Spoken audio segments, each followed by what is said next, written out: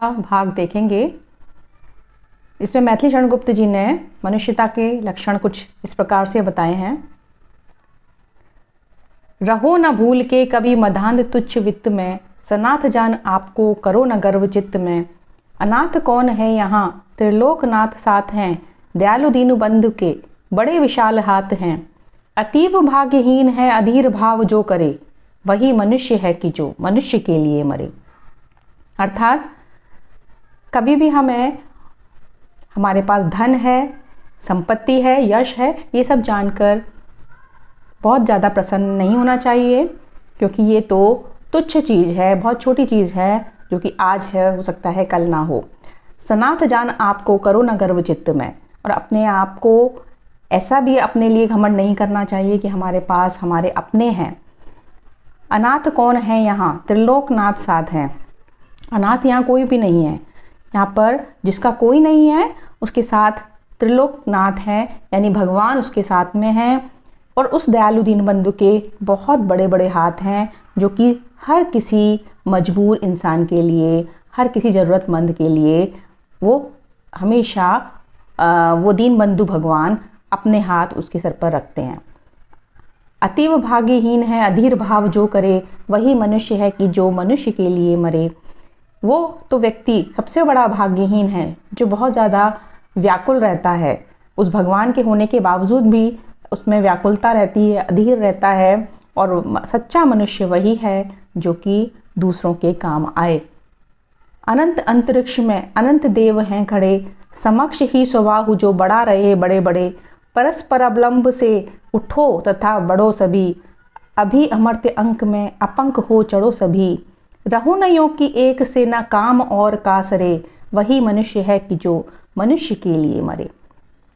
इस अनंत आकाश में, इसका कोई अंत ही नहीं है, ऐसे आकाश में असंख्य देव खड़े हुए हैं और जो अपनी बाहुओं को, अपनी भुजाओं को फैलाकर अपनी ओर बढ़ा रहे हैं, सभी मनुष्यों की ओर अपनी भुजाएं बढ़ा रहे हैं और उनका साथ देने के लिए खड़े हुए हैं। एक दूसरे के सहयोग से हमेशा आगे बढ़ते चलो, और ऐसे लोग जो दूसरों के सहयोग करते हैं, दूसरों के काम आते हैं, उन परोपकारी मनुष्यों के लिए वो भगवान सदैव अपनी भुजाएं फैलाकर रखते हैं, उन्हें हमेशा अपनी गोद में बिठाकर रखते हैं। रहो न यो कि एक से न काम और कासरे, वही मनुष्य है कि जो मनुष्य के लिए मरे। और एक व्यक्ति जब दूसरों के काम आता है तो वो हमेशा आगे बढ़ता चला जाता है, ईश्वर उसके साथ हमेशा बने रहते हैं, और वही सच्चा मनुष्य है जो कि दूसरे मनुष्य के काम आए। मनुष्य मात्र बंधु है यही बड़ा विवेक है, पुराण पुरुष स्वयंभू पिता प्रसिद्ध एक है। फलानुसार कर्म के अवश्य बाह्य वेद हैं, फलानुसार कर्म के अवश्य बाह्य भेद हैं, परंतु अंतरैक्य में प्रमाणभूत वेद हैं। अनर्थ है कि बंधु ही न बंधु की व्यथा हरे, वही मनुष्य है कि जो मनुष्य के लिए मरे। हमेशा मनुष्य को ये समझना चाहिए कि वो एक बंधु है, भाई है। हर मनुष्य जब इस प्रकार की भावना रखेगा, ये सबसे बड़ा विवेकी व्यक्ति होने की पहचान है। जिसके पास, मनुष्य ही एक ऐसा प्राणी है जिसके पास विवेक होता है, बुद्धि होती है, और वो बुद्धिमान पुरुष तभी है जब यही बड़ा विवेक है। पुराण पुरुष स्वयंभू पिता प्रसिद्ध एक है। मनुष्य को हमेशा यह समझना चाहिए कि सबका भाई बनकर रहना है, सभी की परेशानियों में काम आना है, क्योंकि सबका पिता एक वो ईश्वर है। हर मनुष्य एक ही ईश्वर की संतान है, और यह पुराणों में सिद्ध हो चुका है कि ईश्वर एक है, सारे मनुष्य उसी की संतान हैं। इसलिए नाते से वो क्या हुए, एक दूसरे के भाई बंधु हुए। फलानुसार कर्म के अवश्य बाह्य भेद हैं, हर किसी को अपने कर्म के अनुसार उसके फल मिलते हैं। तो कर्म के कई प्रकार हो सकते हैं और उनके फल भी अलग अलग हो सकते हैं, लेकिन वेदों में ये प्रमाणित है कि आत्मा एक है।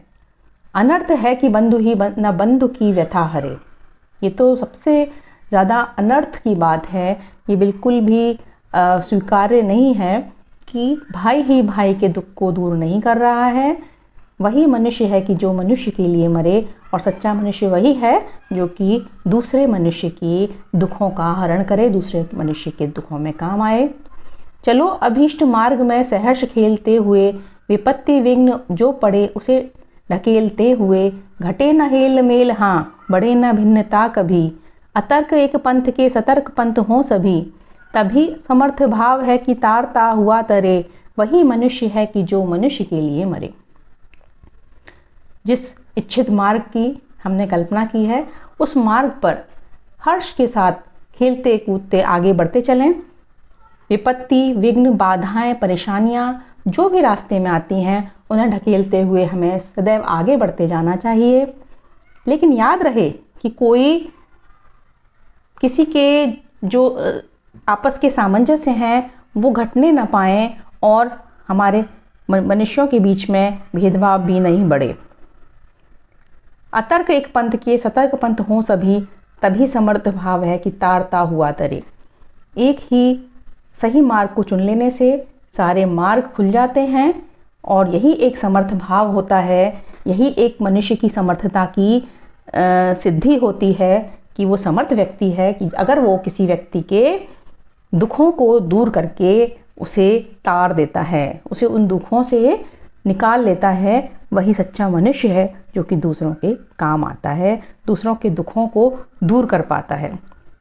तो ये मैथिली शरण गुप्त जी ने बड़े ही सुंदर पंक्तियों में अपनी बात कही है और हमें एक सच्चा मनुष्य बनने के लिए प्रेरित किया है। धन्यवाद।